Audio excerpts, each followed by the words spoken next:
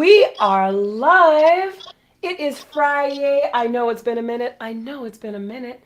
But we are back fresh off the heels of Art Basel, fresh off the heels of Miami Art Week, fresh off the heels for myself just coming back from Denver, Colorado, where I had the great pleasure to work on a collaboration with a very talented artist. More on that soon. We are coming to you live and direct. It is Friday, here with my friend and my brother, very talented musician, the first finger drummer on the blockchain, GodCloud. How's it going, GodCloud? Yo, what's going on, Maximilian? I'm doing good. How are you? Well, I'm doing great. It's been a really exciting week of conversations, and even like earlier today, great conversation. I want to thank everyone who joined us as we had an art on Bitcoin chat every Tuesday and every Friday at 8:08 a.m. because you know we're all about that bass. You can join us on X for a live conversation, and it was super fire this morning. Thank you for joining us, GodCloud, where we started talking about insult art, the art of insult art. Oh yeah, that was a cool conversation. I could only be in for a little bit, but all the points that that I heard were, I think, spot on, and it even allowed me to look at what I'm doing at different angles. So yeah, great perspectives, great conversation. Was happy to be there. Yeah, super, super fun. And you know, one of the things that, for anyone who's listening who's wondering, like, what am I talking about with insult art? This conversation actually got started. Our friend Vesa mentioned in this wonderful space that we had earlier this week, hosted by Paymon. Shout out to our brother Paymon. Paymon June, what's going on? Vesa brought up this really interesting point about insult art. Now, you may have heard earlier in the week about the sale of an artwork that is concept art. It's a banana taped to the wall by artist Mario. Oh my goodness. I don't want to make sure I want to say his name properly. Hold on. Hold on here. Hold on.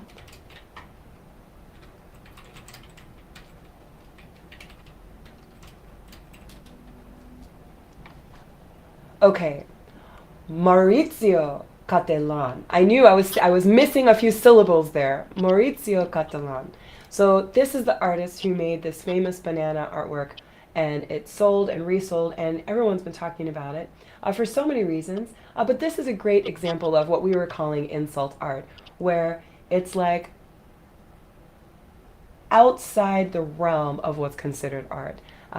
Why is it called insult art? Well, the idea is it's a little bit insulting, maybe to the viewer. It's a little bit insulting, maybe to the industry. So this is what we're talking about, insult art. There's a lot of it, and also in music. Think about a diss track. And so this is like what GodCloud brought up in the conversation I thought was so super interesting. So we want to talk about insult art in music. And my name is Maximilian. If you've never met me before, I am a singer, songwriter, entertainer, comedian, screenwriter, film director, performer, and many other things. Been putting art and music on the blockchain since 2021. I'm blockchain agnostic, which means I appreciate all the chains. I feel that blockchains are like people. Everyone has its own superpower, and they're all here to make the world a better place. So find your lane and stay in all of them. I want to allow my friend GodCloud to introduce himself and kick off the conversation. GodCloud, take it away. Yeah, for sure. So people don't know me. GodCloud, first finger drummer on the blockchain, dropped my first NFT on Ethereum in early 2021, March 4th, 2021. Actually, it was March 3rd, 2021, but it sold at midnight. So it was on the 4th. It was purchased by legendary artist Pop Wonder. And that, was the catalyst to my whole career in Web3. Ended up leveraging that into a few other NFT sales. Was one of the founding members of Stratosphere. We organized big, you were part of Stratosphere too, and was it last year, right? Oh, every year. I exhibited in Stratosphere every year. Oh no, okay. Well, weren't you like hosting or doing or something other than exhibiting? Like, I don't know. I think I I only thought exhibited in Stratosphere. no, yeah, you were down there for the coin for the base thing Oh, because they were doing. yes. Yeah, Absolutely. Yeah. yes, okay, yeah. See, right. Yeah, straight Um, up. It's funny when we've done like just so much stuff. It's like, no, you remember that really cool like legendary shit that you did? Like which one? Like that? Yeah, Oh, that. Yeah, at yeah. Base House in Miami. Yes, yes, yes. Absolutely, with Nima Jun, Payman Jun, Sabet Jun, and Yep. Wonder Mundo, and also Senior Pants was on the panel. And we were also joined at the end by Eric Motivate. So yeah, we got all the homies on the panel there at Coinbase. I was very fortunate to be able to moderate that. My favorite flex, moderating a talk at Base House, was pretty hot. Nice, very cool. Yeah, I was one of the founding members of Stratosphere. Um, Worked with Val Kilmer, George Lopez, currently the CTO of Miles Palabras Records, and we got some cool stuff coming down the pipe too. I just got off the phone with our banking partners over at Corbis, uh, and we got something wild lined up. It was yeah, that's why I had to get off the Twitter space. We had a meeting with the banking people, but dude, Oh, I'm super excited about Corbis. yo, they done leveled it up. As I told you about the concierge stuff and all that, yo, they done took it even further now. I'm so hype about it all. But I can't talk about anything yet, of course. But when I can, you're gonna know. But yeah, insult art, right? What I said earlier in the space was that I feel that insult art is a response to the standards that are like considered the norm. You know, you said it's like out of the range of what might be considered art, but that's I feel like that's always subjective to the times. Um, and when you start kind of seeing this other like meta, I guess this alternative meta, people at first are like, ew, like what the hell is that? That's garbage. That's not this. This is what it is, and we see that in hip hop a lot. You kind of get the battle between the old heads and the new school, you know what I mean? Where they say like, yo, we don't want to hear none of that unk shit. And that's what the new school sounds like. Damn, unk shit. Like wow, that's that's something, but it comes from this, I feel like this kind of mindset in which the current, I'll call it the ruling class, will say this is what it is, this is how we do it. And maybe the up and coming class, they want to do things a bit different. They've got new influences, they see things different, their perspective is just different. And oh, you there? Okay, there you go. And they they might want to work with the ruling class, but the ruling class is like, what you're doing isn't what we're doing, so no. And that's where the riff starts. And then that's where the like I said earlier, that's where the singularity uh starts to expand from there, because more people are going to be like, damn dude, they're not letting me get on stage. Damn dude, they're not playing my shit on the radio. Then more people are going to start feeling the same way. Somebody's going to rise up and be the face of that, and then they're going to do the damn thing, and that's what's going to be the new meta that comes up. Then that's going to be the ruling class.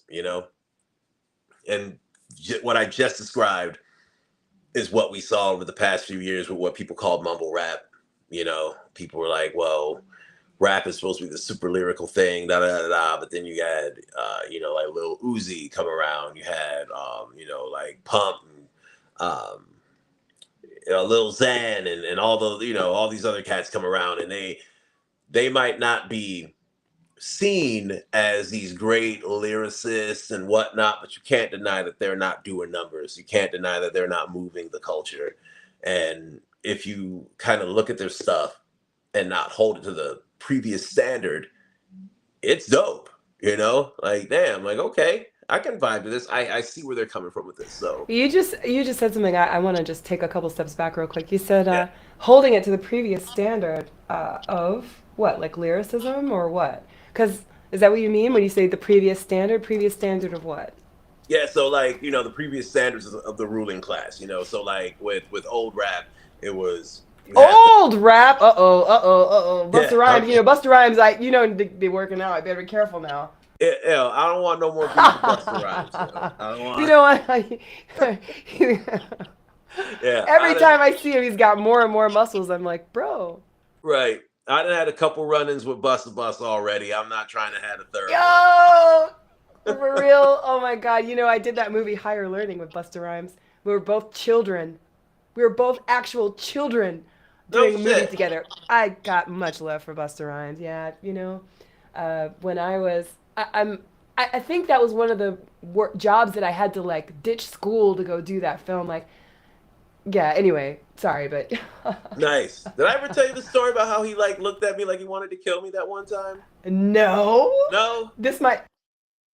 And then there was another story in Miami too. It was a whole fucking thing. It was like I just kept on like running in the Busta Rhymes, and But you know the reason why I bring up Busta Rhymes is because, in my opinion, he's definitely one of the top rappers alive. Like in terms of lyricism and like you oh know yeah. his poetics. So when you say if we're willing to not hold rap music up to previous standards, that's what I was asking. You mean like that standard of that type of rapper like Busta Rhymes, where it's all about the poetry and the lyricism and stuff? Is that what you meant, or something else? Well, not exactly that, but like holding the lyrics up to not even the lyrics, but just saying like, okay, this is the criteria that I'm looking for in a good rap song. You know what I mean? Being like, all right, like that's cool, but this is also cool too. There's a different set of standards to this. This is something different. It's still of the same. I feel, I feel like, what ultimately like what defines like rap music is, and this might be kind of hard to put your finger on, but it's a vibe about it. You know what I mean? Like some stuff feels like some of Weeknd's stuff feels like rap, even though he's quote unquote an R&B singer. But I still think he has like a rap vibe to a lot of his shit because it's like how he's flowing, how he's how the beats how the beat is, and how he does his thing. It's kind of got like a rap vibe to it. So yeah, whereas you know like, and I wouldn't call Takashi 69 a mumble rapper, but if you look at him versus Busta Rhymes is way more lyrical. Obviously, he might say some more shit that have you thinking like, oh damn, like did he really just string those bars together? But at the same time, like Takashi be saying some shit too that ain't necessarily like overtly like subliminally clever, but it's like damn, like okay, like all right, homie spitting like yo, what'd he say, um oh fuck, I'm blanking on this fucking bar, but Takashi got this one track called International Gangsters with him and these other rappers I think he's got like a German rapper, a Spanish rapper, and a French rapper all on the same track, and this shit is fucking killer, great track. But two different types of criteria from a Busta Rhymes track to a Takashi track, But at the same time, even Takashi is insult art because he's got the pink ear, he's got the rainbow hair, he looks How is rainbow hair an insult? And by the way, I just gotta say, like, I really have feel some kind of way about these rappers that really go all out with their looks. Keep it flowing, brothers. I love it. I love it. I love the rainbow hair. I love the fucking grills and all the self expression. This shit is so fire. yeah, because like just But where look is at the the insult? look at the reaction that it got from His people. whole, but yeah, Takashi, his whole rap is insult, but it's like uh insulting specific people. Yeah, and I think it just pushed against the whole norm of rap being like, It does. being like you got to be a tough guy and And you super got to be masculine.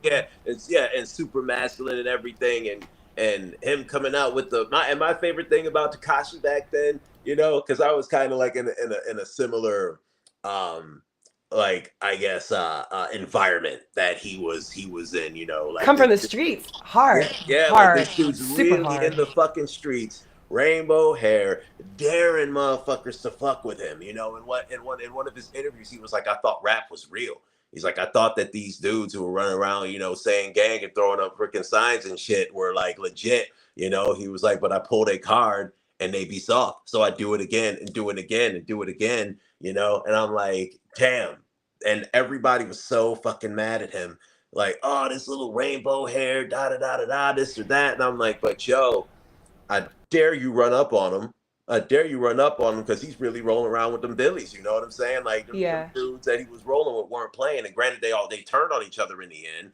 But Well, yeah. yeah, but at that time, it's like, damn, this dude is sticking his middle finger up to the traditional rap industry. They tried to blackball him even after he got out of jail. His record still went crazy. He's still making money off of the streams. Personally, I be bumping me some Takashi.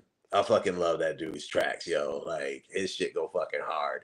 Um, There's definitely a lot of complexity there. Like, I think, Takashi is a complex character for some other reasons as well. Like, there was some talk about, the legitimacy of his friendship with some of the people that he rolls around with. And there was some talk about, you know, um, the authenticity, right, of his affiliation with some of those people that he was hanging out with. And the way that people split apart in the end kind of speaks to that. oh So I yeah. feel like, there is, anytime someone's authenticity, especially for an artist, it's true for everyone, it's true for a politician or anyone else. But anytime an artist's authenticity comes into question, for any reason, it's always very polarizing. Yeah. And like anybody, I feel like anybody who was about that, who's about that life. I don't think do people still say about that life? I feel like people don't say that anymore. I think most people don't even know what the fuck it means. Yeah, yeah. But I feel like anybody who was about that life could tell what was going on, you know? And I was my thing that I always hope for. I was like, I hope he gets out before they either kill him or somebody else kills him, you I know? would be very sad to see something bad happen to Takashi, Yeah. I was like, I hope he gets out regardless before. of whatever decisions he's made. Yeah. He's really, and not trying to blow him up. He's not a personal friend of mine, so don't anyone get the wrong idea.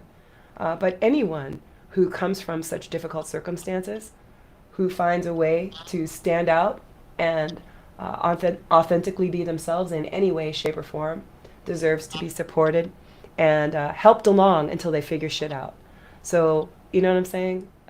Yeah. No, and like I could tell that those guys were like trying to, you know, use him essentially to get to basically to put some legitimacy behind their criminal shit. And it's like, okay, The government does it. Why not us? yeah, right, right, exactly. It's like, so if their agreement was like, hey, we can use this kid to put some legitimacy behind our shit, and also he can use us to put some legitimacy behind his shit too. Because think about it, like before he got with Treyway, he was in Scum Gang, right? Society Can't Understand Me with Zilla Kame, right? They had that track Helsing. Listen, that track is freaking bang, big shit, man. Like the block guy, that ooh.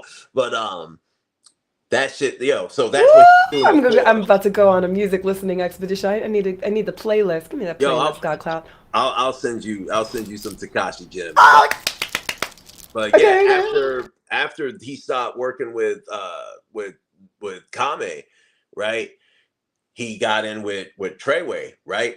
And that's when you start to see the heavy blood shit. That's when you start seeing the flags and all that type stuff but he would always have the rented cars and the videos and everything to a point. But once Gummo came out, I don't fuck with no old hoes, only new hoes. Like I don't give a shit. I'll be riding the probation, bumping that shit, like, I go in there and be like, hey, how's it going? But yeah, like that's like that was a time, and they worked together to really make that image. And you like I said, anybody who was in the game and about that life could tell what was going on. But to the outsiders, they just might be like, damn, this is fucking crazy. Like this is something we've never seen before. The imagery was nuts. But all of that was a big middle finger to the traditional rap world, to the old heads who, got the sagging pants, keep their hair a certain way, would never have their hair colored like that. But if you even look back in the day, like like my dad told me this, that the one dude who was running the block back in the day, they all thought that he was gay because of how he was. You know, he had like blonde like finger waves and shit, and just was really different. But this dude was the baddest dude on the fucking block, and that's just how that's just He how was it a was. dandy. That was how he styled himself, but Yeah, it doesn't right. change. He's a dandy, yeah, actually. It's very interesting that you mention this, but there is something to that. If you even look at Takashi, right? He's a dandy of today. Yes, yes, good point. And you know what? And fuck, what was it? It was one of the Robert Greene books. I don't know if it was the Laws of Power. I've got them all. The 48 Laws of Power, Laws of Seduction, That the one. I've sorry. even got the 50th Law with 50 Cent. Yeah. Oh, the Laws of Seduction? Yeah, I didn't Got mean to it. like scream at you, but I yeah, love it when you scream at me. Let's it was. go. Yeah, it was in Laws of Give me those Seduction. screams, He was brother. Give talking it about to me. yeah, he was talking about like being a croquette or being being a dandy, all that type of stuff. But yeah, there's something to all of that, and I think in the hyper masculine world, being just a little different, having just like a little bit of feminine quality to your style will set you apart in that in itself. And so, or like listen, like back when I was on the block and shit, I would wear like super skinny jeans, right? And then I started cutting them like just like a little bit like around my calf, right? So they were like these almost like pebble pusher type shits, right? And I'd be out on the block Clam shirtless. diggers. Yeah, yeah, kind of like that. But they were like skinny jeans, right? And I'd have my suede Crocs on and shit. And like you could not tell me fucking shit. And for whatever reason, like, and all the guys would be hating on me because I would be chilling with all the girls all the time. Yo, where is the laugh emoji button? I'm trying to press that shit. Like yeah, like I was talking to my kid's mom about it the other day. She's like, "Yeah, I used to see you out there and be like, what the fuck is this guy wearing?" Like, she's like, yeah, but that's what made me stand out, where all these other dudes are, got the pants sagging, whatever, this or that shit. Like here comes me, like I'm 6'4", fucking shredded, daring a motherfucker to try something. And I tell the motherfucker too, like, yo, I will, if you want to do something, let's go. But I promise when you wake up, you are going to be upset. I promise once you get up after we do whatever you want us to do, you are not going to be happy. So what's up? And you know that And I'm that gonna was do it with my calves showing. yeah, yeah, exactly. But yeah, Pulling so these dames, pulling these dames. yeah, it was yeah, it was a wild fucking time. Old GodCloud was a fucking trip, but yeah, and all I think all of that is it's key. It's key to the progression and evolution of art, and and even when we ourselves evolve, it's almost like, and so like how many times have after you've like leveled up or changed something in your life, or your friends like, hey, like, yo, like, what's happening? Your friends feel like you're abandoning them. Your friends feel like you're like insulting them, right? Because you like, yo, I'm not doing that shit no more. Like I'm over here now doing this, and they feel insulted. So I really think that, um, yeah, that insult art, it's just that uncomfortability that we get from growth. I know people say it's the banana, it's this, it's that, but that's playing on something, that's playing on some frustration that's been building for a long time from like other things going on, other, how can I put this, I don't even know how to say it, like, Take the yeah, time, take the like, time and find your words because I think you're onto something. yeah, how can I put this, like other, not mediums, trends, other trends, like whatever, like other popular trends and shit that are going on. I think that somebody was like, man, they're paying for that shit. I'd bet they pay for a banana duct tape to a wall. Yeah. That's how it happens. That's how it happens. That's how it happens. And once it does happen, the people who are kind of getting poked fun at, they're like, they're clutching their pearls. They're so like, oh my god, we would never. But now it's like, damn. Now I'm We taping my would drum never. to the fucking wall, making beats with it. Now you see, now it's a meta. Now it's a new meta. That's how it goes. This is what it is. Like, and I feel like I've been talking forever, but I want to talk about how GodCloud on Doomsday, I feel, is like the ultimate piece of insult art. After the space, I thought about this shit. I'm like, fuck. I'm like, the whole thing that I'm doing is insult art. You know, like, yeah, yeah. I'm sorry. I feel like I've been talking forever. So if you wanna, No, I love it. Let's talk about GodCloud on Doomsday. Let's go. I've got it ready.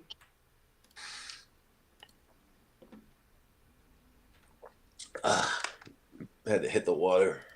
I got to get some more. I'm almost out. I only got a little bit, but hey, we'll make it last, right? But yeah. With GodCloud on Doomsday, right? Even the fact that first I gotta acknowledge this. The fact that a while ago I said don't call me a Web3 musician, right? Right. I know that some people have had things to say about that, but I don't want to lead with Web3 in talking about my musicianship. Mm-hmm. I want people to be like, oh, you're a musician. Let's fuck with your music rather than, as I feel like the tech is a crutch. I feel like people use the tech as a crutch, Mm. you know. And when I was talking to Violetta about this at NFT NYC this year, I had told her exactly that, and her response was like, "Well, we need a way to like differentiate that we're using this new thing." And I'm like, "Well, just play your music and let the fans discover that." Like leading with Web3 all the time, I feel Mm. doesn't give your music the chance to speak because you're putting the tech first. And when you put the tech first, and I'm not trying to like how people, I'm not trying to like mansplain this, but it's just so simple. When you put the tech first, the music is secondary. When you say you're a Web3 musician, just in how it is spelled out and spelling is Musician is right, secondary. musician is secondary, right? So I don't want to do that anymore. And when I put GodCloud on Doomsday out on Record Shop, and the fact that Record Shop went belly up and the bitch was gone, it's like, okay, I'm putting this shit out on my website. Am I still heavily involved in Web3 and doing music in Web3? Yeah. But I don't want my money going to no miners or streaming platforms or fees going to, you know, a distribution, something or other. No, this shit's going on my fucking website. That's it. And I feel like that in itself is insult art. Because I don't want. I'm not playing the little blockchain game with this shit. Um, so yeah, so that's dropping tonight. I do gotta like get everything set up. I probably should have did that like days ago, um, but yeah, I just think that with doing this in a way that ultimately all Web3 people kind of end up going, because everybody who I talk to, they're like, and these are some of the biggest names in Web3. They want that email and then they put it on a spreadsheet. So what if you go through all this trouble of onboarding someone just to get their fucking email in a spreadsheet?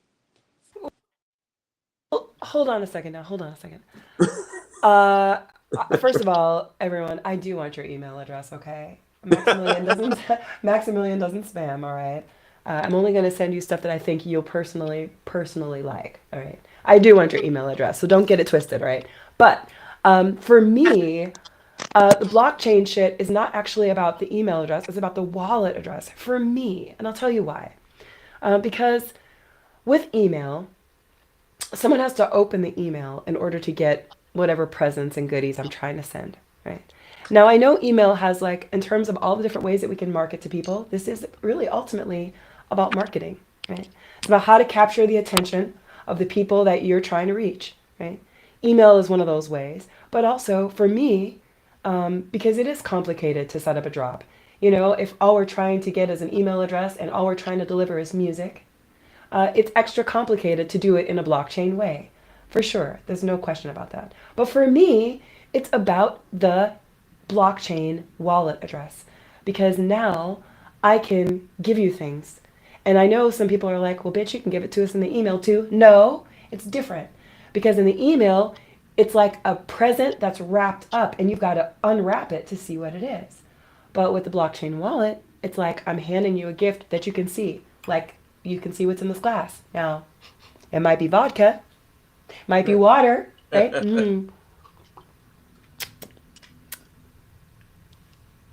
You'll have to taste it to find out. But at least when you get something in your blockchain wallet, you can see what it is and you'll know whether or not you want to explore it further. An email may never get open, ever. And so for me, when it comes to music, because we're the Onchain, we are the mob, but we're also the cabal. Just imagine, we're like a niche group inside the mob. Thunderclap, thunderclap. You know what I'm saying? But thunderclap, thunderclap. But anyway, what I'm saying is that for me, NFT music or just NFT, just anything that has to do with tokens and wallets, delivering art in this way, for me, is about my ability to communicate in this new way of offering you something that you can send to someone else or not, but in this way where it's not, to me, this is an elevation from email. This is like something greater than that because I can send you all the same things I can send you in an email, but I'm sending it. Other people can see it. I don't know. It's just more, and I guess this kind of goes along with my philosophy of, and it's also my modus operandi, and also the answer to Maximilian, why are you not on Sound XYZ? Why is your not music out and doot doot doot? It's because once I realized I wanted to deliver my music in this way, I also took on this mission of realizing that I have to make it worth your while. I'm asking you to do so many extra things to receive this. I've got to make it special. And if I'm really a boss, I will find a way to utilize this niche technology to bring something unique and special to whatever I'm delivering like this. So what I'm really saying is, like, for example, if I'm just giving you an MP3, if I don't give it to you in the easiest way possible, I'm kind of a jerk.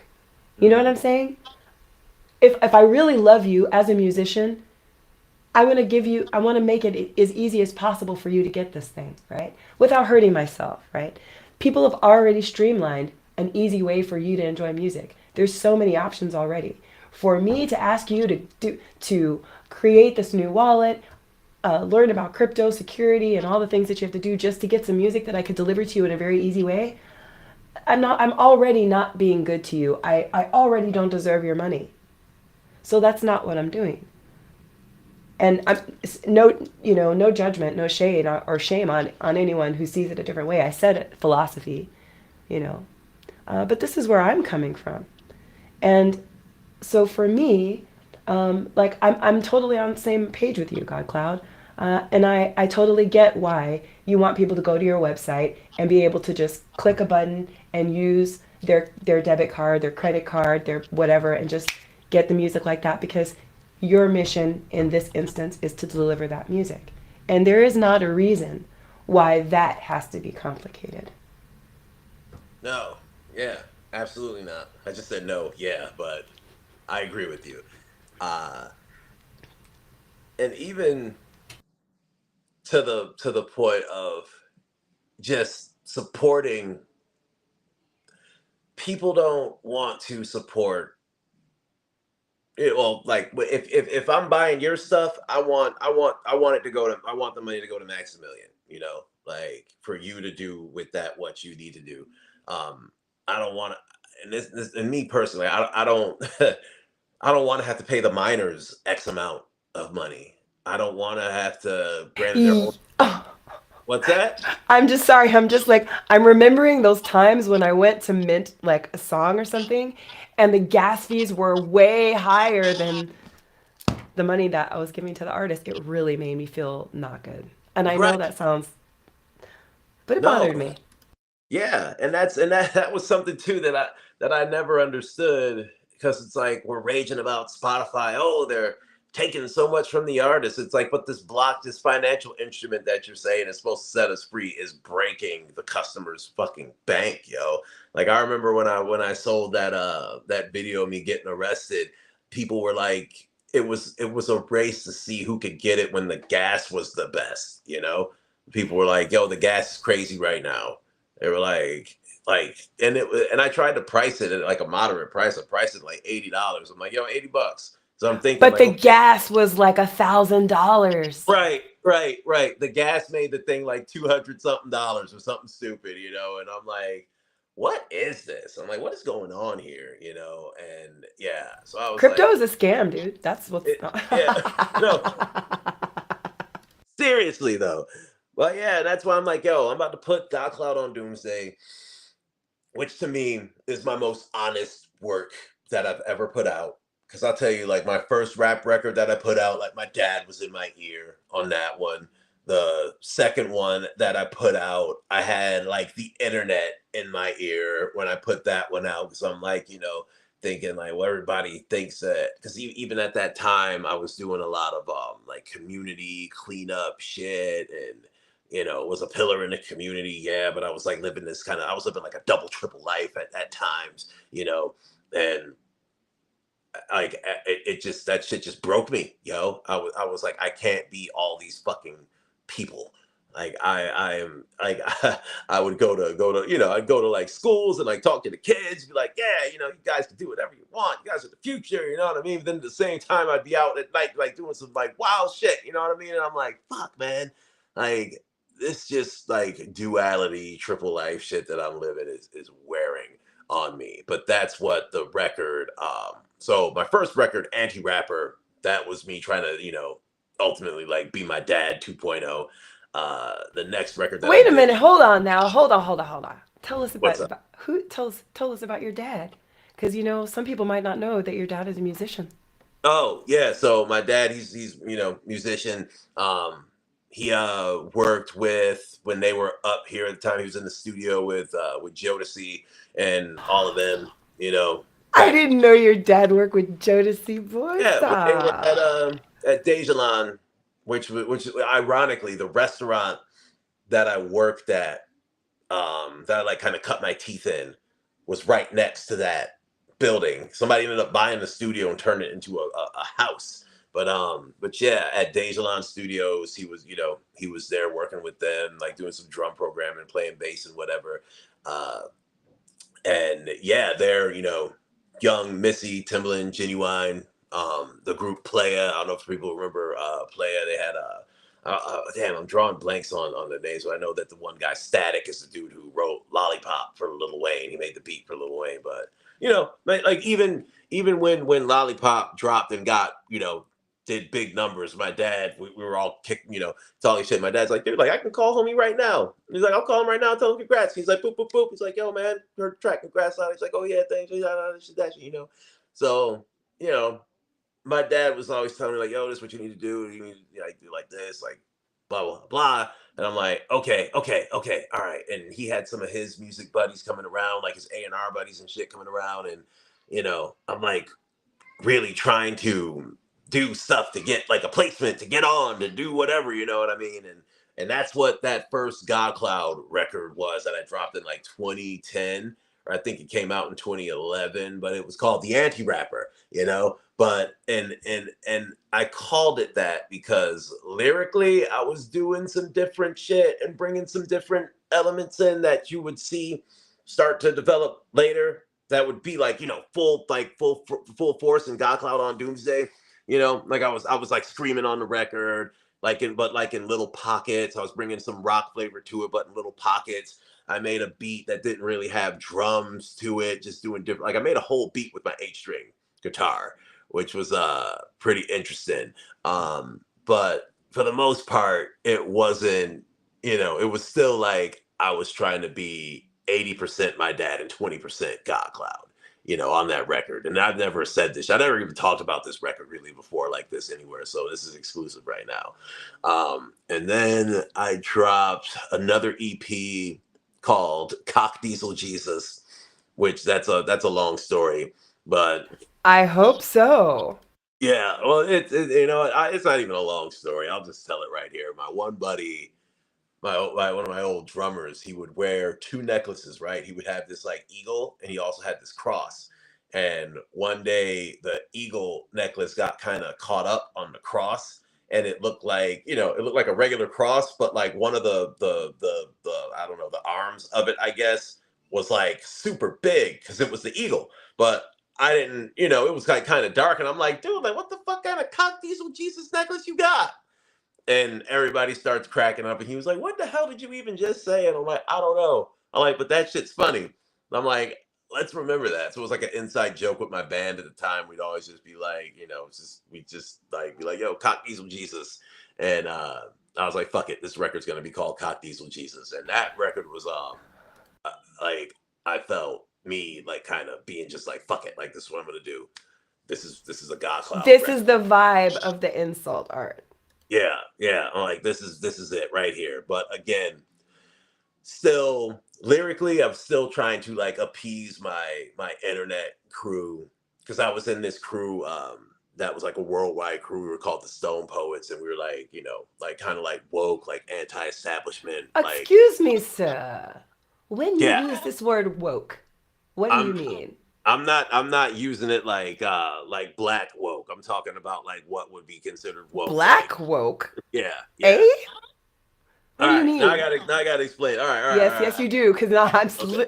I'm genuinely confused. Okay. So yeah, like okay. So we all know woke originally black term. When we're saying like, yo, bro, be woke out there, it means be vigilant, be aware. Be conscious of what is around you, because in at any given moment, your life could be in fucking peril. Well, I guess as a black person, your life is always in peril, but I guess that the rate of which it is in peril could just spike. It could just meme coin on It's your ass. volatile. Yeah, yeah, right, right. It's just fucking hot Tua on your ass, and then Don't just get be rugged gone. out there, fam. Yeah, for real. That's what like be woke. That's what that shit meant. Don't get rug, yo. Don't let the world rug you. That's essentially what that shit fucking meant. Um, and I guess some point after the Mike Brown incident, where Mike Brown was unalived. After that happened, I'm so like TikTok trained. Like after what happened to Mike Brown happened, we saw BLM, come arise, and as more, I guess, what you want to call allies, which I hate that term allies. You know, uh, Why? I love the word ally. What the fuck I is don't wrong like with it. the word I don't. So like I've got like okay, so I've got friends who have transitioned and whatever, right? And when they did, it was really hard for them, because a lot of people, who we thought were friends, turned on them, and then looked at me funny for not, like feeling some type of way, or like turning on them too, which I just don't get. I'm like, "Oh, what the fuck? Like, this is what they feel like. Who gives a shit? Like, yo, they're a friend, right? Like, whatever. Um, it's like you were my bro then. You're my sis now. It is what the fuck it is. But I always felt like when people would say that they were allies, that it was really performative. I would never tell my friend that I'm their ally. It's like we're friends, we're homies. Like, we're like, I don't feel like I need to make that point to say that. It's like, yo, anything happen to you, I'm riding with you. So I just don't feel the need to express it anymore. So it's like, if you my fam, I love you. Like, I wouldn't say that that, like, I'm an ally to like my family. We're family. That's what it is. So when I hear people saying the word ally, I still feel like there's a degree of separation there. Like, and maybe there is, sure, yeah, you don't know exactly what they're going through, but if you really care about somebody and rock with somebody, I don't think that you need to specify the fact that you are an ally. I Let just me don't. let me share my insight on this because Sure, yeah, ally yeah. ally is one of my favorite words. And are you hearing this weird feedback? No? I'm Uh, a wizard, so I get all this weird feedback sometimes. So yeah, let me share some my insights with you, if I may, and friends. Right? So I totally agree with everything you said, first and foremost, and I feel the same way.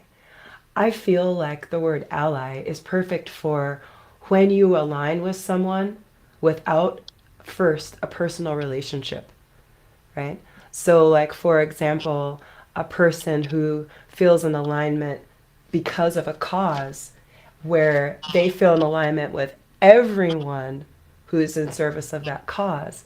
And in this way, the alliance is the cause and your family because of the alliance, as opposed to what you were describing to my ears, which was family and the friendship is first, and starting from the source of that love, everything else is aligned.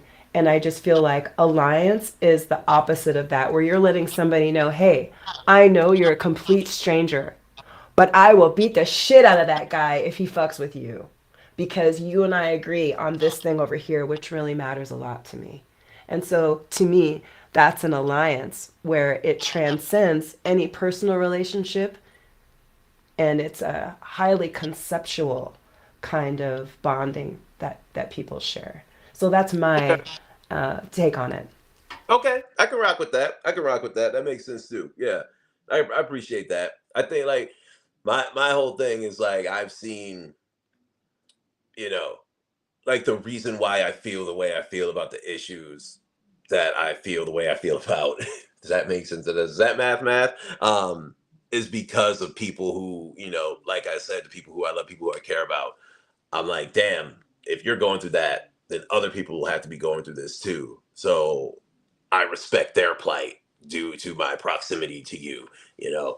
Um, but and if you want to call that me, being an ally, being part of an alliance or whatever, but anytime I feel like someone says that they're an ally, it does make me feel the same way as if somebody were to say, nah, bro, I'm woke, like that same kind of, Okay, so what is woke what is the woke that you don't like to hear people say, and what is the woke that you meant when you just said it a few minutes ago?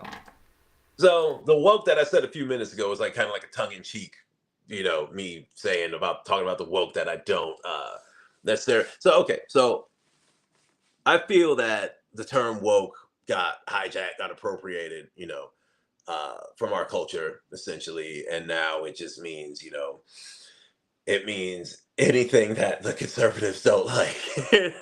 Like, like that they're working on a car and it's giving them shit like, oh, this fucking car is woke, like, like, god damn, they're trying to do their homework. Ah, this homework is fucking woke. It's home woke. Get it out of here, but yeah, like it's kind of just been this this point of fodder from the conservative right that anything to do with, I feel like, with white people trying to sympathize or be empathetic with the plight of minorities, that they consider that is woke. That's what wokeness means. Like people trying to include diversity in things, that they're like, oh, that's woke. Like I saw a meme that I don't, I didn't really look into what it was talking about, but it was like, you want to see why we don't like wokeness? It's like, look at this. There was a picture of a black dude in like it was like a medieval type setting, but it's a black dude in a wheelchair. And it was like, look, they made the King of England gay, black, and disabled. This is why we don't like wokeness. That's what they think, wokeness is, which I'm like, Writer, you're fired. That's not even funny. yeah, I'm like, I'm like, hold on. First off, I gotta research this meme because what the fuck is what? Like, what's going on here? I think I Um, saw that, by the way. Did you post that? Did you share that? no, I I saw didn't that. post it. Yeah, I I think it know might I have been saw that somewhere. it was And on I Twitter. saw it. I said, this is garbage. Right. I'm like, this is the dumbest shit in the world. But It wasn't even funny. yeah, it did, and I'm pretty sure if I research it and see what was really going on, that it wouldn't even be whatever they were saying it was, because that's what the Republicans and the right do a lot too. But I yeah, couldn't believe I know I saw that, and I couldn't believe that somebody would put that out in today's time. that's just what it is. That's just how that's how this election got won. But before we go, I don't want to go down that rabbit hole. But But we can, but but let me finish my thought here. But yeah, well, so when I was, when I said it, I was just kind of, like kind of poking fun at the subject matter because we would just rap about, like conspiracies like the Illuminati and like the powers that be and how they control the world and this shit, that shit, uh, just stuff that they would consider woke propaganda shit. You know what I mean? So I was just kind of making a joke there, but yeah, that's what we would rap about. Like a lot of really like hyper lyrical, um, like shit talking about the evils of money. Uh, like I was doing like The community. evils of money. Yeah, yeah. Did you Or like really? Did you really feel that way? during that time, yeah, I did, and it was because I was and shit, god damn, you're like Like did you getting in feel my like did you feel like I'm just kind of shocked by the way that one of my friends would say something like that. well, listen, like I back then, shit, how can I put so I knew that I didn't like necessarily how I was having to chase money all the time. And the process of me getting after that money, I would try to chase the money so I could do more music and get more equipment. Because this is, back in like, 2010, 2011, 12, whatever. This is when I was, Music shit was so much more expensive back then than it yeah, is today. My God. right. And, this is, I was trying to get my first Mac, I was trying to get a MacBook Pro. So I had a Mac Tower that had shit the bed on me. I had an OG5, but I had it like souped up and everything. It had the universal audio like driver thing in it and everything. Like it was fucking fly, and I spent some money on that shit. And then it just once everything went Intel, all the software wasn't working with it anymore. Yeah, you had to be like, "Oh my God, no! Don't update! Don't update!" Yeah, and I wanted Reason 5. I wanted no, yeah, I wanted Reason 5. And I was $999. yeah, but I figured out, I got around that. I got around that. And I still have my fucking legit account from that, and I fucking did whatever to get my copy. But yeah, and back then, like I was, and this again goes to the double life shit. Like I was, really rapping like super conscious. I guess you could call it like conscious rapping rather than like the woke shit. But The evils of money? yeah, but just the fact that the fucked up shit people will do for money, like how because I was in the streets back then too, and I would see a lot of, and I think this is what really wore on me a lot too, like the human suffering that I was around like constantly, and then I just like kind of go back home to my like nice life and just be like, all right, well, let me get ready to do this shit all again tomorrow, and I'm like, fuck, like this is what I got to do to keep this life as I'm living in a nice part of the city, like this is what I got to do to keep my brand new fucking car and to keep my nice little fucking condo, get my equipment and all this shit. I'm like, then I'm making, we had this one track called, Money Greedy.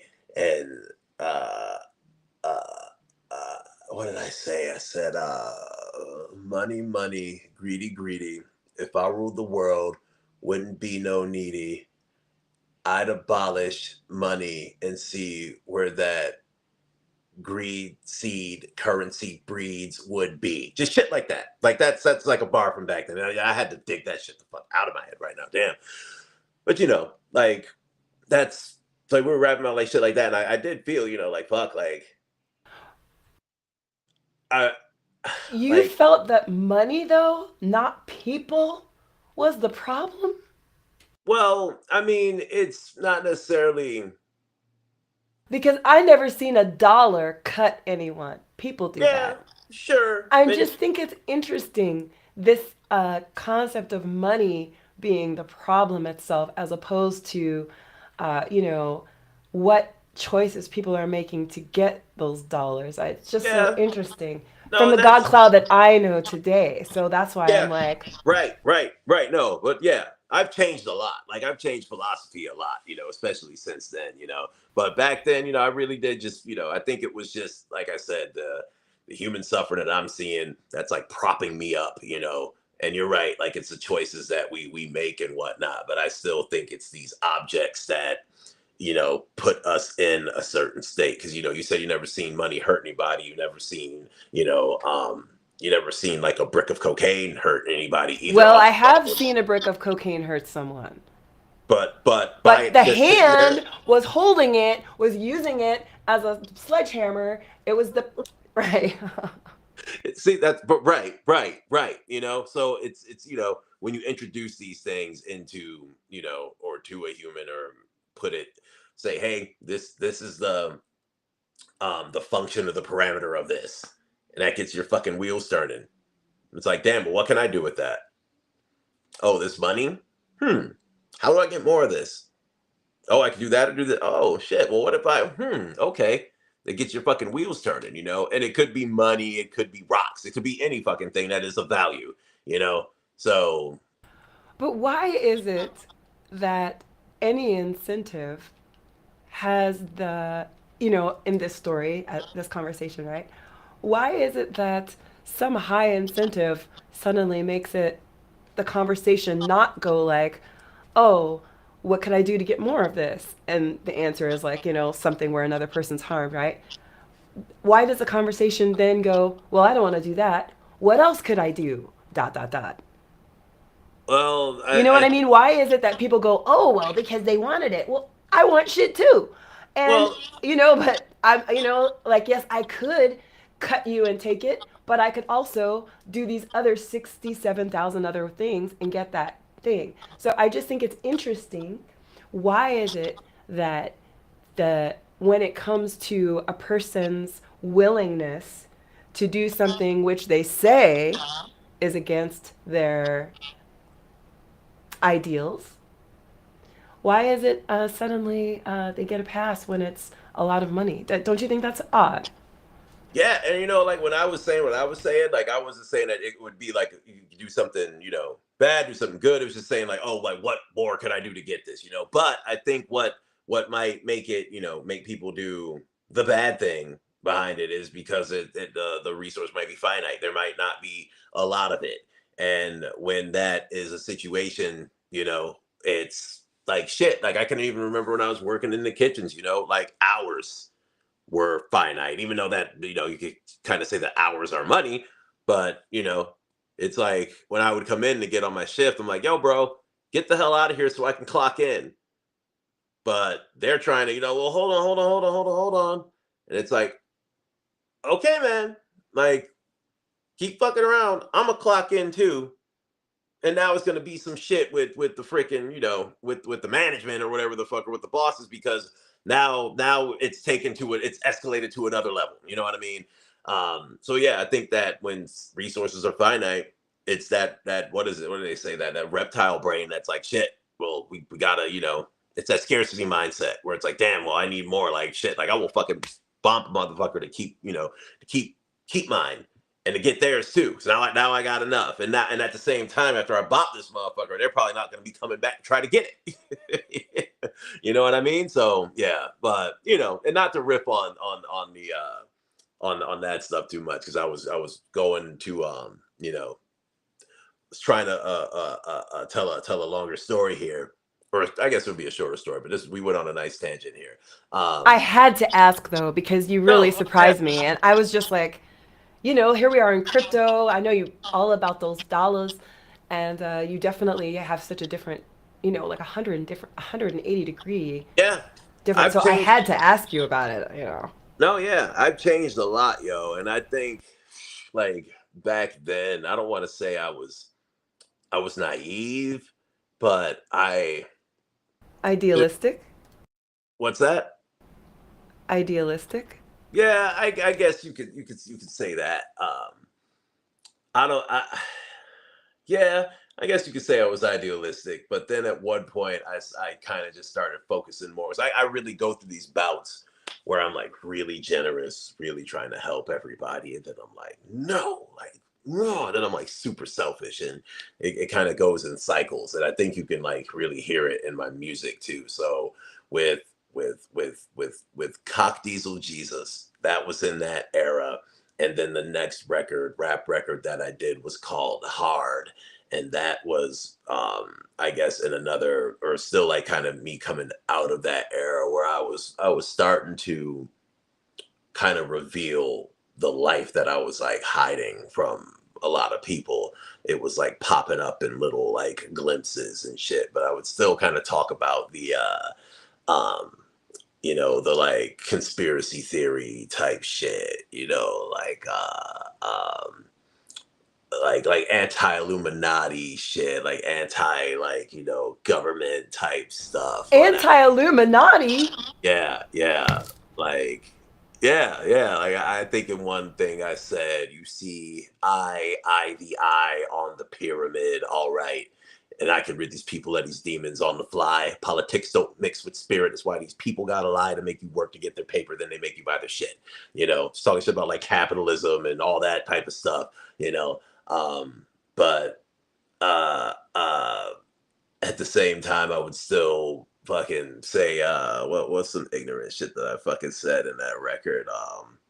Damn, I'm like blanking, like running through all the tracks. I'm like flicking them through my mind right now. Oh no, I don't want to say that part. I don't want to say that part, but it was a lot of like metaphysical shit in there too. Um, but anyway, that was the last record that I put out in 2014. Hard was right, and then I got my hernia surgery, got hooked on opiates, fucking real bad. And then that's when the downfall fucking started. That's when, GodCloud on Doomsday The started to, doom began in yeah, earnest. yeah. That's when I say when the Doomsday clock started ticking, right? So at that point, I'm like trying to, oh shit, dude, whoa. Hey, No, tell us. yeah. So, and I forget about it because there's this line in that favorite Angel track that I have, that because there's a lost record. I have this one record that I never put out. Like it was written, but I never like mixed or mastered it or whatever. I just kind of skipped over it, right? Um, and some of the lyrics in GodCloud on Doomsday reference that record, but it's like a lost. It's like an Atlantis record, right? It's just like it never came out. It's gone. It's like still in my hard drive and shit. And I would listen to it. I was like, wow. But it was about me dissing like all these guys who were always crying about being in the friend zone.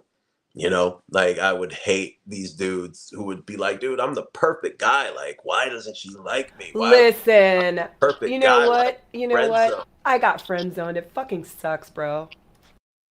Well, like, I mean, listen, I don't know. I can't say that I've ever been like friend zone because I'm like, I yo, couldn't used to say it, but now that it's happened, it fucking sucks, bro. I don't know. Like, I'm telling you, it fucking sucks, bro. I mean, I can believe it, but I I I was felt always just like those guys you just said, dude, really. I'm the perfect guy. I don't understand. Oh damn, I'm sorry, but like I feel like when guys would say it, that they would have this like entitlement sense to it. You do feel entitled because you're like, why not me? I'm here. I love this person. I've been here since day one. Like, I don't know why. That's you feel entitled. Well, shit. Okay, well then here's this. This is gonna be something because I've never talked about this ever either. I've got this record called Perfect Guy, right? Where it's about being friend zoned, right? It's just all these like friend zone lyrics and shit, right? And just I just the way, need to hear it. yeah, I'm thinking, I'm like, fuck, should I drop this shit? Because in the beginning of Perfect Angel, or not Perfect Angel, in Favorite Angel, I say, uh, when I go hard till I'm in. I'm the perfect guy. So you know my profile lit. I ain't got no chill. And my mom switched to Netflix. I ain't come from struggle. I'm just squandering my gifts. That's the opening line to Favorite Angel. But if you just hear that on its own, you're like, wait, what? But like, I wrote that because I'm like, oh shit, this would be a cool nod to the Perfect Guy record, but I never dropped it, so the track is just, so it's got that lick in it, or that little rip, that vocal riff in there. But fuck, what was I saying? What was I saying? So yeah, so I never did anything with that. But then I start putting GodCloud on Doomsday together when I'm, like really in the shits. I'm like 170 pounds. Like I think now I'm like 250, 260, something like that. So imagine me like almost, like 80 pounds lighter, right? Like I'm super deathly skinny on all the freaking substances, just like bounce from girl to girl to girl to girl to girl, just really like out of it, And I kind of like settled down, if you want to call it that, with this one chick, and she was totally like poor LARPing, which I didn't, I didn't. It took me. She didn't like let me know that until like way deep into the. Hold, please, sir, while I consult a dictionary. She was What doing what? she was poor LARPing. Is that the same as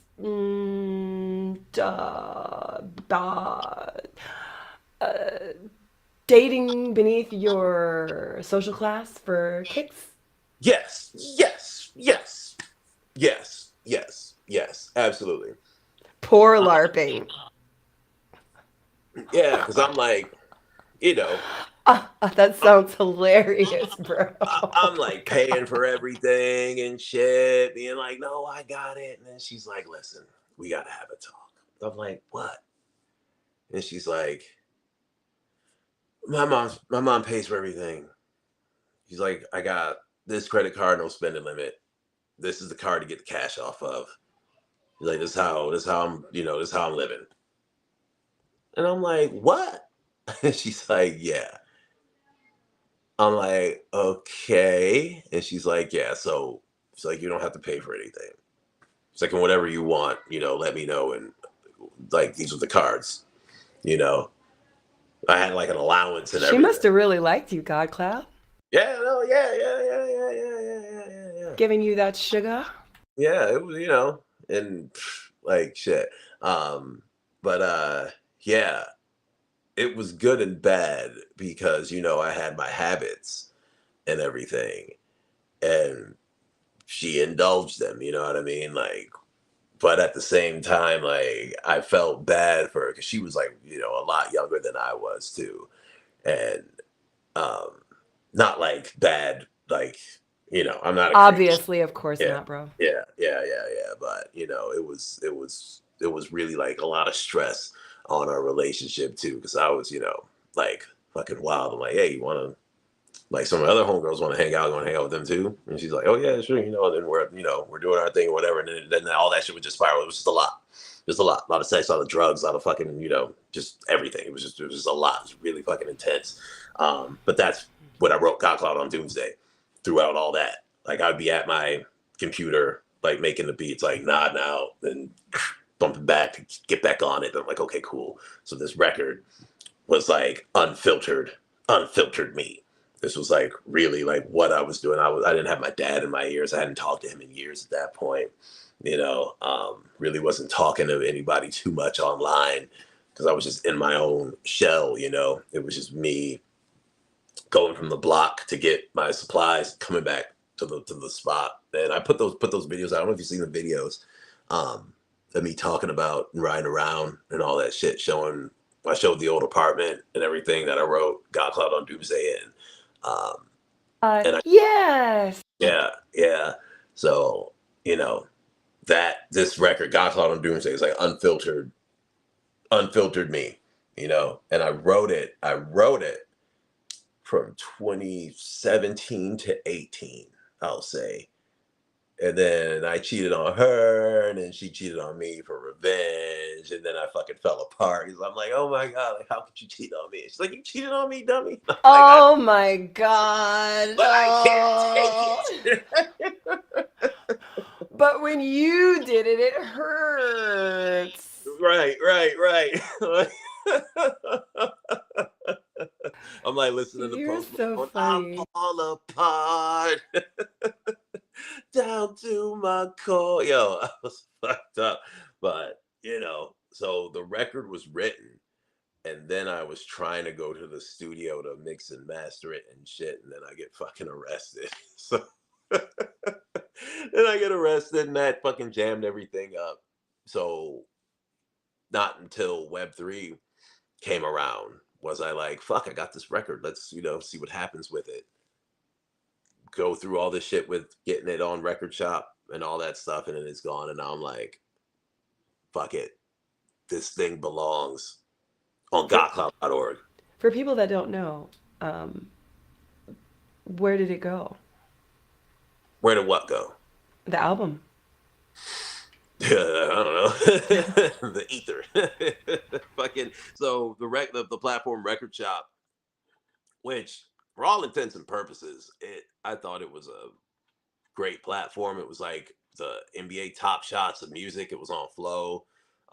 Dapper Labs had a hand in it. They got all the VC funding and backing, like for everything. I feel like they should have been the first Sound XYZ, because they allowed you to, put out a cool looking like NFT. It came in like a pack, so you're selling your music in like trading card form, whatever, and your music will get included in other packs. So you could go on there and just buy a pack of music cards, and you might get a GodCloud track in there, and that created profits. They had like a radio going 24/7, and you got paid if your track played on that too. So they had a lot of cool shit going on, and I really believed in it. And also too, because it'll allow me to onboard my normie friends. I couldn't get a lot of people from Facebook, from my old life, to come to the Web3 space, even though everybody, when they saw that I turned my life around and got sober and shit, they were really supporting me. It's like, where the fuck were y'all at when I was all fucked up? Yeah, But but it's interesting you say that. It's interesting, energetically. I think about that. mhm. People are like, we magnetize ourselves, right?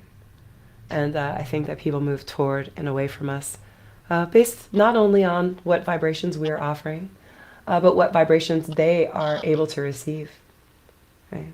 Yeah, great point. Yeah, because like I understand. It's not like I was somebody great to be around. It's like, what are we doing? Like, like some fuck shit. Like, you want to come over for dinner and then do some fuck shit Some later? Like, fuck shit. yeah, You're hilarious.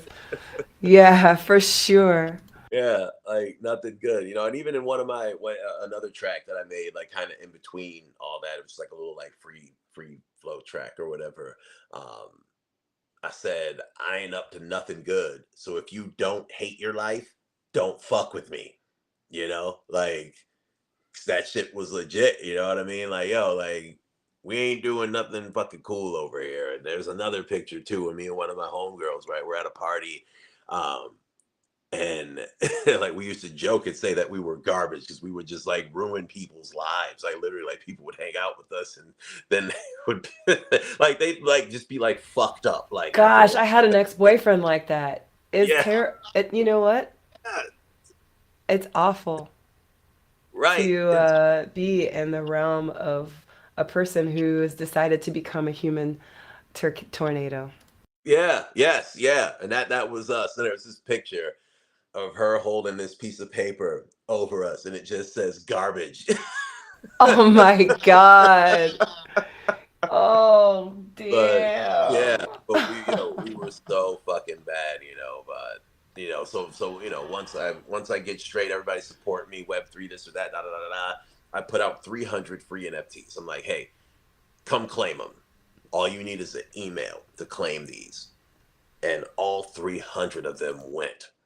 And I only pushed it on Facebook. I only pushed it on Facebook. So that means, Facebook. right. So do you see why I believed in Record Shop? Because you Wow. know what I mean? That's a feat. And not only that, but they started trading. They were free. And I think about at the end of it, like, they were trading for like $17 a piece. And I'm like, fuck, like, okay, that's cool. Like, I gave this away. They're all gone. And now people are swapping them. Fucking dope. So I thought Record Shop was cool because of that, because it let me onboard 300 of my normie friends, right? And yeah, and then I went to go look at it one day to go share the project with some of the homies in the toxic honesty space, and that shit was like 404, motherfucker. Huh? What'd you say? While you were live? Yeah. Oh, Yeah. fuck. I'm like, hold on, let me That fucking refresh. sucks, bro. I'm sorry. That's like the only thing worse than finding out that your album is gone is finding out live on a live stream. You didn't deserve it, GodCloud. Yeah, yo, I was like, yo, and I called Obi and was like, hey man, what's up? He's like, oh yeah, we just turned it off. He's like, we just pulled the plug on it yesterday. He was like, you must have just like looked, right when we turned that shit off. And I'm like, fuck, bro, I guess. Like, damn. But that was a wake up call. And everybody kept asking me, where are you gonna put it? Where are you gonna put it? What chain you gonna drop it on? Everybody's still asking me, well, what chain's it gonna be on? What chain's it gonna be on? And I'm like, you know what? Like, no, no chain. I still want it. I still want it to be that middle of the road, um, accessibility point. And what's better than just on my own website? Because again, all you need is an email, credit card, and you can get it. Like there, and that's like kind of like another big fu to the crypto space, because people are so caught up in all the in the tech of it all, where I just want to really be like, no, I just want to keep this as simple as fucking possible. Yeah, I'm GodCloud. Yeah, I'm the first finger drum on the blockchain. Like, yeah, I'm considering dropping some shit on Bitcoin. Yeah, I'm still out here heavy. Yeah, I'm part of Musicians on Blockchain, one of the founding members. Yeah, I just wrecked the stage at Zowchella, you know. Um, but GodCloud on Doomsday's on my website for fiat. So go get it. Super excited. I think if I play, I can hear just a little bit, a snippet, right? Whoa! The world, I'm underneath the perfect hurt. And as for me and mine, we do the devil's work. So leave the earth with us. We got some jobs where we going. Hey, but I love the pain cause it make the music sound so great. Make the music sound so great. Slow strut down to the ring, to the anthem. Handcraft his own destiny, they can't stand them. You get chopped up and smoked in the preamble. I'm about to set it on all you mammals. Kick out a set trip when I play guitar. And I ain't flashing signs, dog. I'm just ripping off. And when I'm off these drugs, I be seeing God. Talk that shit on the mic like I'm playing COD.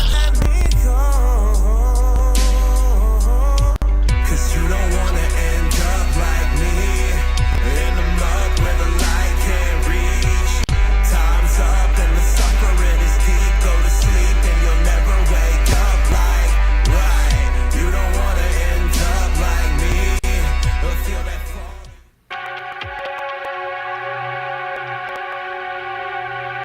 Hey! I'm going fucking wrong. Whoa! The world, I'm underneath the perfect hurt. I should play And more of as that, for though. me But yeah, and it just mine, looks around. we do the It's not devil's right. work. So leave the earth with us. We got some jobs I'm where doing we. an enhanced joint, so I'm gonna put two extra tracks on the enhanced version, but it's EP 5 tracks. Then it's gonna be 7 tracks on the enhanced joint, but I'm gonna have all the singles set up for sale too. So Hot. Wow. GodCloud, I'm so proud of you. appreciate it. Thank you. You're welcome. So let me ask you, so in the GodCloud story, right? What comes after Doomsday?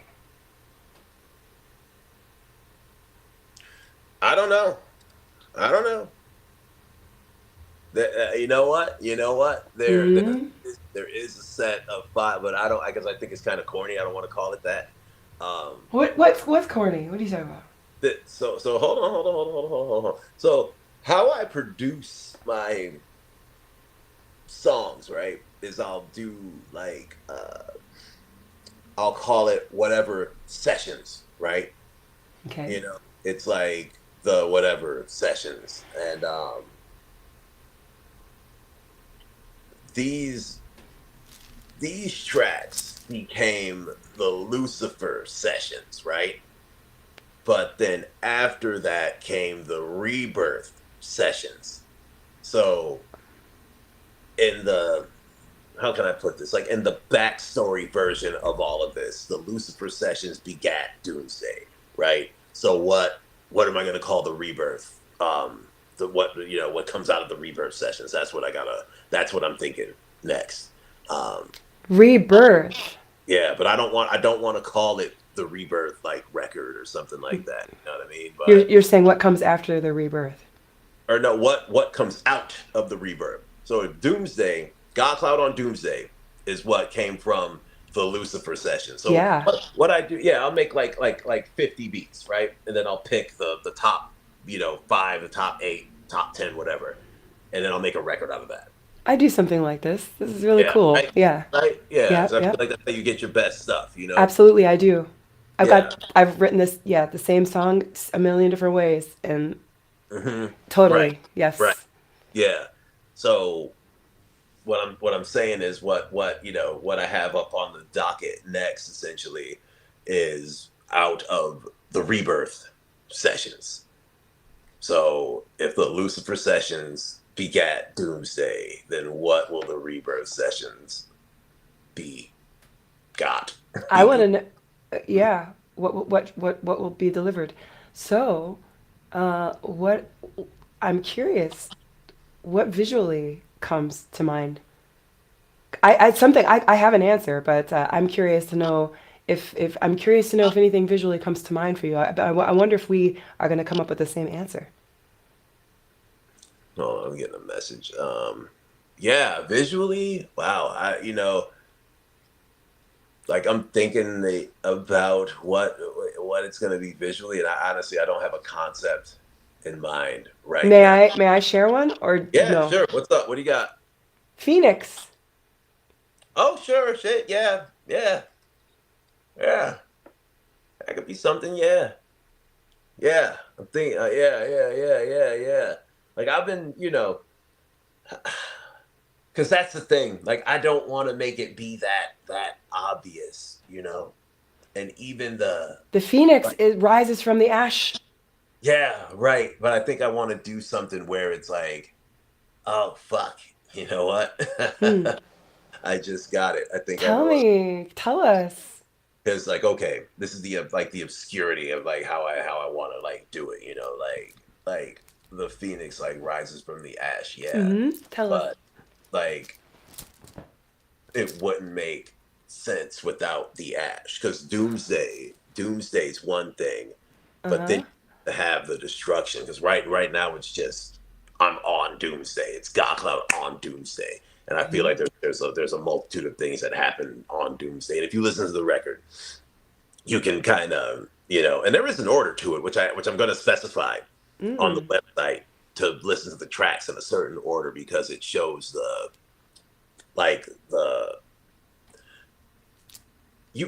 people never know when it's going to be doomsday. You wake up in the morning, you're not like, oh fuck, it's doomsday today. It's going to be fucked up by 7:30. It's never like that, right? It's like you wake up, you're doing your thing, you're going about your day. You know what I'm saying? And then as the day goes on, the doomsday starts unraveling. So I think that after this, I should discuss the ash because that's it. Ah. Talk about the ashes of doomsday, but I need to call it something else. I need to call it, I might just fucking now I'm about to, oh, I don't want to say because I don't want, somebody to run with it before I do, but I think I got an Oh, idea. I we think I know got how that is. yeah. Err. I'm not saying anything. I didn't say nothing. But yeah, I think I got an idea. But and it'll How be exciting! yeah, thank you for that. You just helped me jog through that. I'm excited. Well, purely selfish. I'm so happy to be a part of it. I'm really excited because I'm like, I was listening to you, tell your story. It's fascinating, by the way, and I want to congratulate you for overcoming your opioid addiction. Thank you. It It's a was big terrible. deal. Oh my God, you gotta love this brother for always keeping it real. You know what I'm saying? So, but yeah, so I was listening to your fascinating story, and it's like, every time I see you, and I've been seeing you a lot for like since 2021, and every time I see you, you're so full of joy, and even when you're pissed off, love is the overall thing that's emanating from you. And even when, somebody does some fuck shit, you know, I know from your energy, energetically, your resonance is you're seeing the disparity between who you see that person could be and who they're choosing to be in that moment. And so, like, I see like you're, this really successful person who, you've walked all the walks. And so, like, you don't have any judgment. You see things so clearly from all the different angles because you've walked in all the different shoes. And I have so much love and respect for you. And I see like this joy, and then you have all these successes that you also can speak of, and then you also have like this really good nature. This is the thing I love most about you. I probably say that a lot, but is you have this really good natured attitude toward who you used to be, and that, my friend, is the key to being able to cultivate to being able to harvest all that you've cultivated all these years. And many people have achieved some of the same things I just mentioned, but that last piece, they don't own that. And you get these people who have made something great of themselves, but they feel ashamed of who they used to be instead of allowing it to be, a part of who they are. And you so gracefully, you have such a good natured, attitude toward yourself and toward who you used to be. And that's really special. And so I'm really looking forward to hearing, musically what that sounds like. Yeah, yeah. I'm curious too. Like I have been like working and writing and stuff, and I do have another EP coming out with Journey Meta, but it's a bit different. It's a bit more. I think it's the sci-fi stuff that I was telling you about. Um, but I do kind of work my own story into it a bit, but it's not like a pure like GodCloud. You know, it's not just it's like I'm playing like a character more or less. You know what I mean? It's not like it's just me like spilling my guts. But yeah, I'm curious to work through all that too. Because honestly, I tell you what, this is like God Cloud on Doomsday was me working through uh, trauma from back then and all that stuff that was happening. I was trying to work through it with these tracks. But then a bunch of other shit happened too after that that I definitely have not like processed yet. So I still got to go Mm. all that shit too. So So like it's when you were recording Doomsday, like you were still going, you were in the middle of the life, or it was past? oh yeah, I was still very In the much middle, right? because this record took me a long time to finish because I wrote it. Like I said, I wrote it in 2017 and 18, and then and from 18 to like 20, from 18 to like 20, I was trying to mix and master it, but I was fucking up and just couldn't like do it. Like I would mix and master, then be like, I hate it, then Oh my start. God, hey, that's part of the process. You know what? That shit is not easy. Yeah. And And then I it's arrested. not. And then that was like, it took me a minute to get straight from that because that was a whole fucking thing. Because I was still adjusting to, to being detox and being clean and everything. That was really fucking hard, because I was never sober, never sober, never sober. I've never been sober this long ever in my whole fucking life, ever in my whole fucking life. This is the longest I've been clean ever. Um, and it took me a minute to adjust to that. So when Web3 happened, um, that's when I finally, because after everything, I was like trying to get my, I was fucking struggling, you know. I was like, damn, I got a baby. What am I gonna do? Like, I'm not making like big like money. So what am I gonna do? Then I find Web3, and I start making that money, like, you know, making good money there, and that's what, you know, essentially paid for me to get this shit done. You know, I worked with an engineer, and we sat, you know, for the hours, for the months, you know, working on GodCloud on Doomsday, I would and just like to pause for just one moment. I want just sorry. to point out to something. I just want to point out and highlight this. I think it's super important. GodCloud paid an engineer to help him finish his album. I know it might seem like, okay, Anne, but think, you know what I mean, GodCloud, right? It's like, I stopped to highlight this for two reasons. Number one is because a lot of times I hear artists who don't have your credits, GodCloud, who don't have your long history at the time of like making music, who don't have your clout, and they expect people to do engineering work for them for free. Oh. You know what I'm No. saying? And so I Yeah. just wanted to stop and point this out, that even at this point, that you tried to do it yourself. You got to a point where you realized you needed to hire someone, and that this is point number two, that you had to regroup to get the money to pay that engineer. Hmm. And that's the other thing. And the shadow of this is that you did not allow this gap in time to deter you. You did not take on this attitude like that this was some type of obstacle that meant that you weren't supposed to continue making that album or whatever. I cannot tell you how many times I've heard, and the reason why I'm saying this is because, when someone's telling their story about why they couldn't do something, it's not for me to point out that they could have done it. Unless they're a good friend of mine and I'm invested in their success personally, I'm going to shut up. For all the times I didn't speak up, I'm saying this now.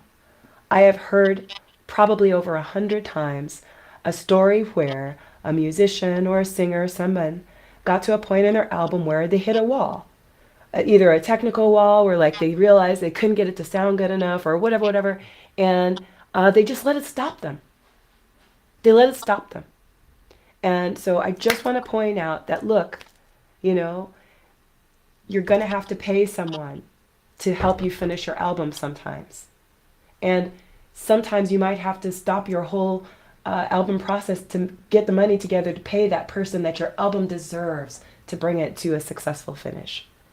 And the third part is, look, even someone who had notoriety and street cred like GodCloud paid an engineer to help him finish his album. He didn't expect someone to work for him for free.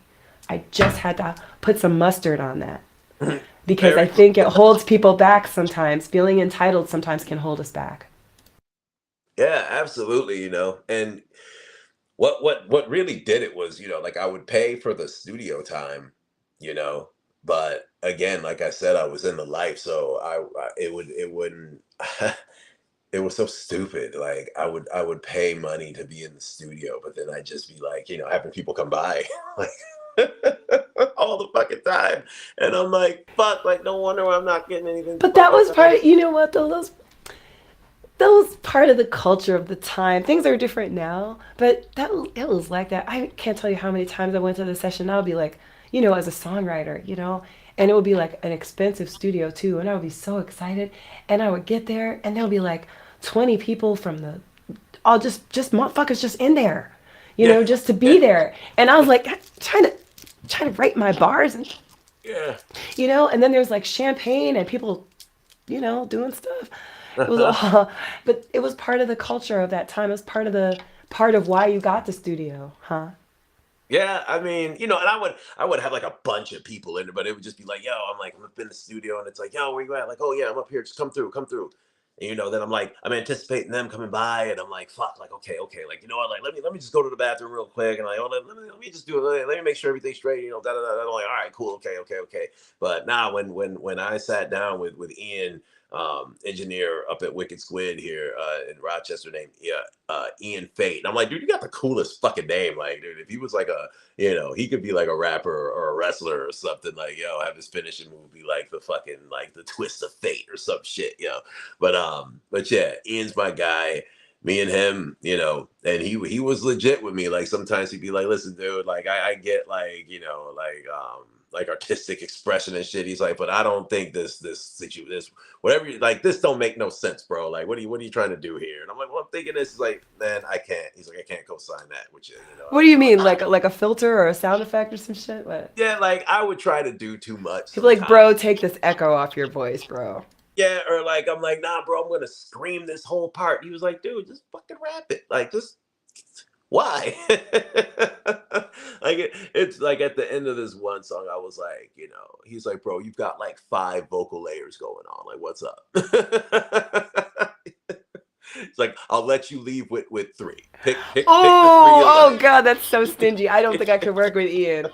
I'm a stacking vocals bitch. I'll be like, Yeah, this is my 16 of this one. This is my 17 vocals. but it was all like I would be like, okay, like I get it, I understand. It wasn't like like he was Only telling. 3? Yeah, but that's my thing. Like so I like to do three vocals or whatnot, but this time I was really fucking pushing it because I had these like guttural screams and with it too. And he's like, dude, this is just it's overcrowding the bass. It was just too much for this one. It was at the end of the track Going Rogue that I got where it's it's a lot going on with the bass. It's like dropping and going up. It's like really fucking crazy and shit. It's really, really, really wild song. And at the end of it, I wanted it to just sound like fucking nuts. So I'm like doing these screams and shit. And I think what he did was he like turned them way down. So I feel like I still hear him. He told me he was getting rid of them, but I feel like they're still there, but just turned really far down. Unless it's just like my heart of hearts is still here, still hearing it. That's genius. But yeah, I don't know. He did right by me, and he was, and this is back when crypto was really cryptoing. So I'd be like, What do yo, bro. you mean crypto was crypto? I said when crypto was really cryptoing, when shit was like, when stimmies was just falling out the fucking sky and shit, this I think it was around the time of the ENS stimmy, and I got some other airdrops and shit too, and was just making money off Oh, George shit, So I'm like, all right, bro, Boren. we good. And I'm like, yo, dude, like, can I get another extra like 4 hours? he's like, just do it on the phone. I'm like, all right, like, all right, we locked in, bro. Like, let's keep going, But Oh, wow. yeah, yeah, yeah, yeah. But Wicked Squid did right by me, so did Ian, and actually, I met the videographer that I use. He would go there too, and he played Ian played some of my tracks for the Drone Kid, right? And they were just calling me Music Money, Pussy Money, Drugs for a while. I love that as a Yeah, nickname. right, right. Yo, I would like. I hope that's like on the. That needs to be a song. I already want to hear that song. That's Suicide Fail. That's the chorus to Suicide Fail. Oh my Yeah, God, it already exists. Look at GodCloud. You're yeah. like a genie, my brother. Yeah, that's what's coming out at midnight tonight. So it's on, it's on the track. It's on the track "Suicide Fail." It's the chorus. It's the hook. Oh my gosh, I love it. I love it. That's the song where when we go to your show, everyone's gonna know the words. Yeah, I hope so. This shit goes hard. My mom came to one of my shows one time, and I'm like, dude, I'm like, Mom, can you? Earplugs. Yeah, yeah, it was tough. But I feel like I've talked about me for all of this. But you've got this really great drop coming out. I'm really excited about it. Oh shit! Somebody messaged me something, and I God, thought it. Cloud, you don't talk. I'll be honest with you. You don't talk often enough. You might Yeah, I think you think. do, but you don't. Like I really love hearing, like these stories, and especially because it's like directly related to your drop. Plus, just your stories are super great. So like, you might feel like you're talking a lot, but I'm I'm totally here for it. I feel like you don't talk enough, so. All right, I will talk more then. I know because I know I can talk. So I'll be. Me too. But you say a lot. You know what I'm saying? Cool as long as it's not boring. Never boring. Music, money, pussy, money, drugs. If you don't like that, you're boring. Right? Yeah. No, that's really cool. So, okay, so it sounds like, don't think you're getting off the hook so easy. So it sounds like you have, now it sounds like you are going to have the next thing that's after Doomsday coming. We don't know what it's going to be called yet, but the next album, you already know what it is now, in a way, right? Like the next EP? Yeah. No, Like in I the know. story? Like in the, yeah, because I'm like, I'm following this kind of thread of Yeah, Doomsday and because the because I gotta, I have to, I've got to figure out a way to say it in a way that I'm comfortable with, you know? hmm. Like like even a lot of these tracks, I really was like spilling my guts out. I feel like almost like trauma dumping in them, you know? Ooh, God, I admire you. And I'm like, fuck, like it took me a lot to like even the track Left Alone where I'm like singing, like, and I don't, I don't be like singing like that, but in that shit, like I'm like singing, you know? Like the weekend? Kinda, yeah, like a little bit. Like I'm like singing. Like the whole intro was just guitar and vocals. It's probably like 45 seconds of just guitar and me singing, you know. And I in that like dingy little apartment, I was like, oh fuck, I can kind of sing. Like I just this was like because my the chick at the time, she ended up getting a job after a while because I think her mom was like, listen, like I'm cool with paying for whatever, but can you like work? Like is your drug dealer boyfriend like is your drug dealer boyfriend like just like what was he like paying for everything? You guys just getting there? Like what's happening? Like can you please work? Like it's I just don't want you just living with some drug dealer and not fucking working or whatever. So Right on. she starts working, which is like like fuck, dude. If my 21-year-old daughter was living with some 30-year-old dude, I'd be like, First of oh, all, as your hell no. 21-year-old daughter, I would never let you find out something like that. Yeah, yeah. Well, listen, like, but it was, it was crazy. Like, they flew me out to like Colorado and shit. It was fucking nuts. It was fucking nuts. It was like Sounds nice. when she spilled the beans, she was like, "Yo, you want to go to Colorado?" I'm like, "What?" And I'm like, "Yeah, sure." And she's like, "Yeah, get him a ticket." I'm like, Colorado's lovely. I was just there. "Yeah, we were up in Vail. It was, yeah, it was cool." Snow. Yeah, it was cool with the altitude and I was on the ship back then too, so I started crashing while I was there. And withdrawals and altitude is a whole monster. Sounds like. I was struggling, and trying to keep it together in front of this girl's mom too. Like oh, I just sweat. This is what I do. What's that residue, son? Yeah, it's like oh no, I just secrete stuff. That's what I do. But yeah, like that. So yeah, so even with that record, like I was saying a lot of shit that I was just like, damn, like I'm really about to fucking say this fucking stuff, and I said it anyway, like talking about like suicide and shit and the fucking addiction, and then at the same time the duality of the depression and feeling like yeah I'm the fucking shit, like having completely like narcissistic like oh yeah like you're not fucking I'm fucking cool as fuck, but then just feeling like Right? yeah, but then just feeling like you're the lowest life form ever, like all in probably like the proximity of the same hour and shit. So That's yeah, tough. yeah, so with this next record, I do have to figure out how do I want to package this shit? How do I want to? Mm-hmm. How am I comfortable with saying what I want to say now? Especially now, it's different because I've got I got a lot more to lose now. I got a lot more to lose now, and I guess before I just did it, and another thing too that's really hard for me to do. It's hard for me to like record this shit with my kid like in earshot. It's hard for me to say a lot of In the this. same city, even. Yeah, yeah. That's hard too. Energetically. Look, this is what I was talking about. Let me tell you something.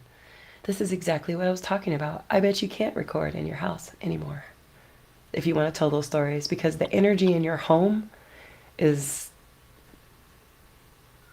not aligned to those kind of stories. Yeah, and that's what I, that's what You I gonna think. need to you gonna need to pay for some studio time. Yeah, no, for real, for real. But at the same time too, it's like I need to be.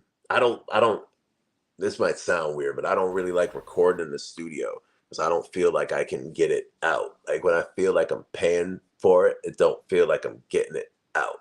Mixing and mastering in the studio is one thing, but when I'm like recording in the studio, it don't feel the same. It feels Really?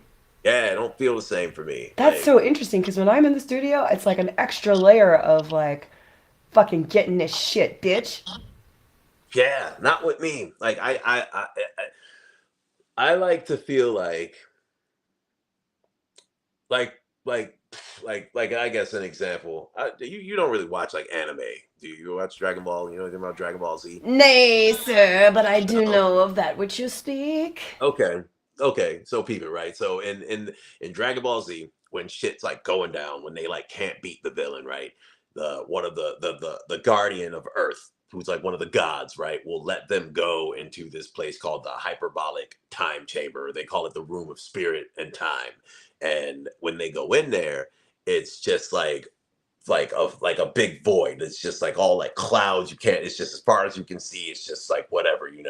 But time passes differently in there. So they'll spend what seems like a day in there to the outside, but it's been a year on the inside in there, right? But the gravity's fluctuating. It's getting really hot, then really cold. But they got to go in there and do karate until they can come out and beat the bad guy, right? So I like to go into my own room of spirit and time, which is wherever, and get my shit out. That's how I do it. Then I can go out and go beat the villain, which is, mixing and mastering in the studio.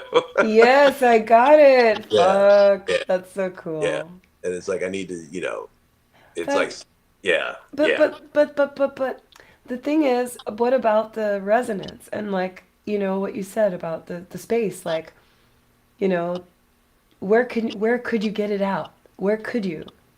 Because you know what I'm saying about the energy. Yeah, I know. And that's been that's been tough in the most recent, years. Because even this sorry, I don't know if you heard well, I don't think a lot of people heard this track. I might re-release it because I did it on NPR live, and I only did like a few of them, and not many people were like, fucking with it just because of the layout and everything. And you know, with that's a whole other fucking story.